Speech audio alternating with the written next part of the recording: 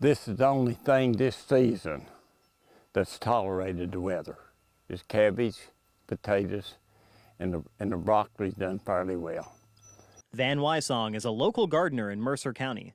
He's been caring for crops since he was only 6 years old. And in his 60 years of experience, he hasn't seen a growing season quite like this. It was something like, this is the 8th day of June, and it was 46 degrees when I got up this morning. And this is June. When is the growing season here in Mercer County? For years and years and years, it's been the 10th of May. Colder temperatures at night are only one of the many reasons for the area's failing crops. Another would be the excessive rainfall during the month of May, which put it as the 5th wettest on record. When you get too much rainfall, other than dropping the ground temperature, the ground gets a lot heavier. And then when it dries, it compacts this ground so hard that them beans couldn't come up through it.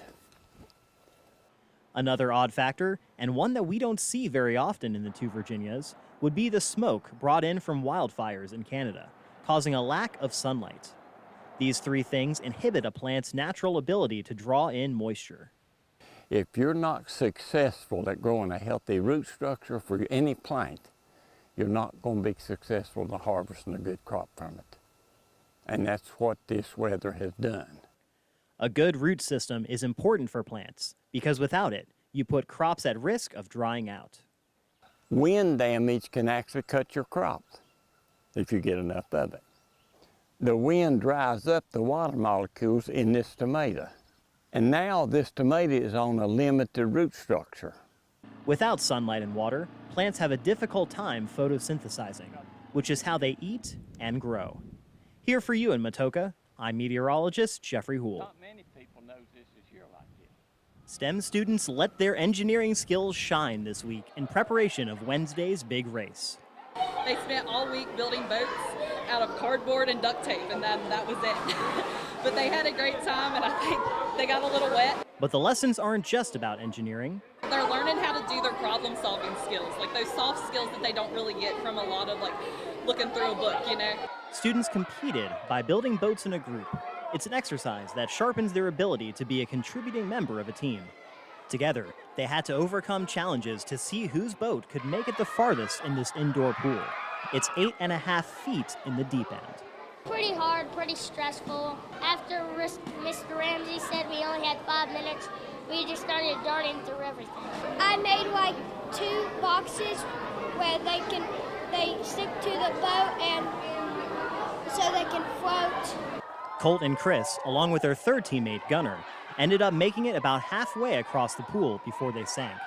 But the hope is what these students learn along the way remains anchored in their education. The beauty of this project is that it's the students' creation, and it allows them to learn what it takes to get across the pool and what barely treads water.